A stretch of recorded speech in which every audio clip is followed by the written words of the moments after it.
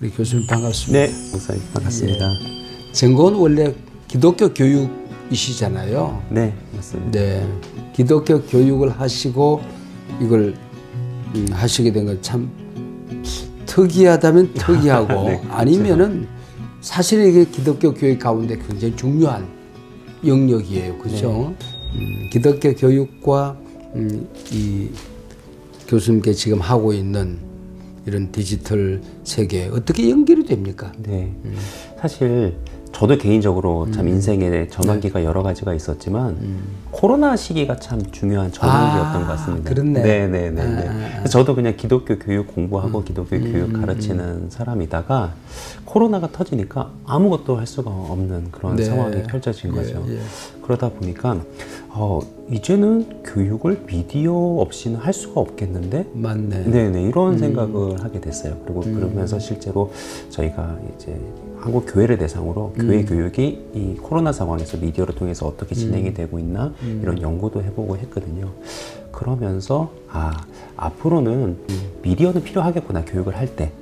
그런 생각을 하게 되면서 그러면서 좀 미디어에 대한 연구를 시작을 하게 됐고요. 그리고 그래서 저희 학교 같은 경우는 이제 기독교 교육학과에서 이름을 살짝 바꿨습니다. 그래서 기독교 교육과 미디어 학과로 바꿨습니다. 학과 이름 자체를. 네, 맞습니다. 중요한 길을 만드셨습니다. 장신대 스카우트 해야 될 것 같은데. 조심하셔야 될 것 같아. 네, 감사합니다. 이걸 하다 보면 윤리가 늘 먼저 만들어져야 되지 않나. 만약에 이걸 기술로 받아들이면 안 되지 않나. 본질로 우리가 받아들이는 과정, 또 이것을 긍정적으로 활용하기 위해서는 울타리가 있어야 되지 않겠어요? 어떻게 생각하세요? 윤리위에 맞습니다. 연결해서. 예. 그래서 사실 특히 이제 요즘 등장한 생성형 AI 같은 경우는 윤리적인 이슈들이 굉장히 많이 나오고 있는 상황이거든요.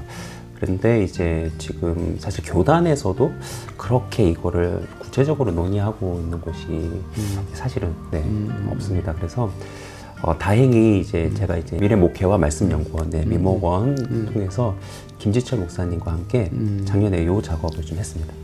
네, 그래서 교회를 위한 생성형 AI 가이드라인을 좀 만들었어요. 네, 그래서 우리 교단에서 사실은 만들어 놓은 게 있거든요. 네, 그 이후에 이제 만드시게 된 걸 겁니다. 예. 그래서 확실히 좀 그런 가이드라인이 좀 필요한 상황입니다. 네.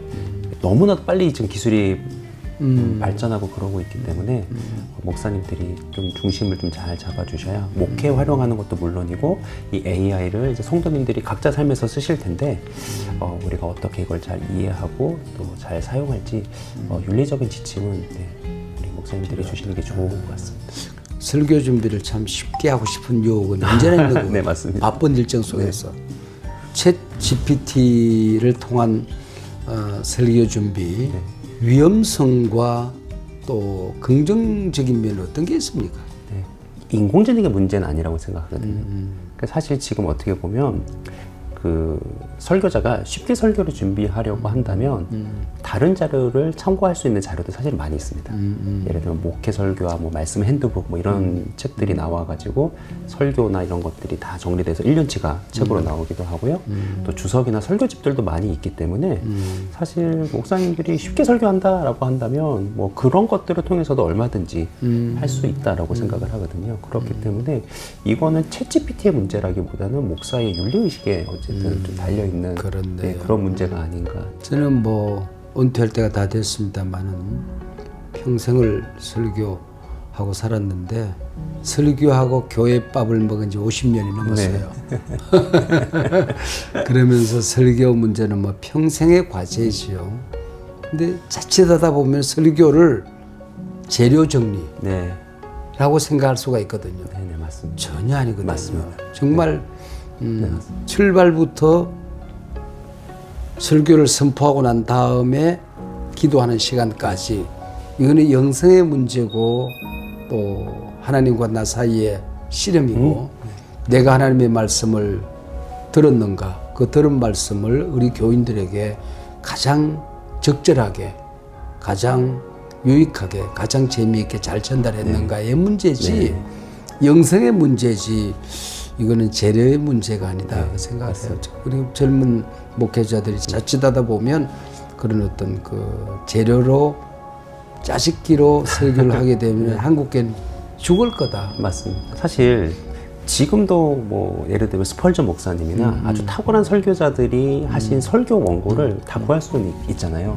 근데 이제 그 원고를 그대로 가지고 와서 말씀을 전한다고 똑같은 역사가 일어나지는 않습니다. 맞습니다. 저는 그게 이제 아까 목사님 말씀하신 대로 설교자의 영성도 담겨 있고 그것도 이제 중요한 문제라고 생각하고, 또 하나 문제는 뭐냐면 그 스펄전 목사님의 설교에는 우리 교회 컨텍스트가 담겨져 있지 않거든요. 맞아요. 우리 성도님들의 삶.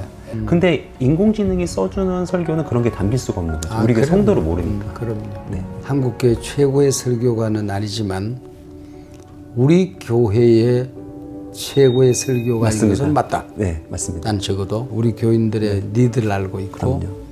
그들의 눈물과 아픔을 알고 맞습니다. 있고 교회가 어디서 치료받아야 되는지를 알고 있기 때문에 하나님께서는 우리 교회를 향한 설교는 내게 주신다. 맞습니다.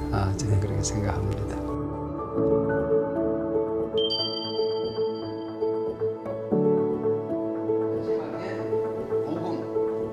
예수 그리스도의 권세, 이걸 절정으로 해서 이 설교를 하고 난 다음에 우리 교인들이 어떤 변화가 일어나기를 기대하는지 하는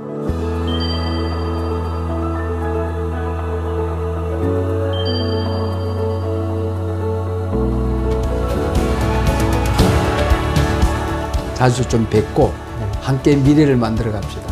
제가 참 귀한 분을 만났습니다. 고맙습니다. 감사합니다. 감사합니다.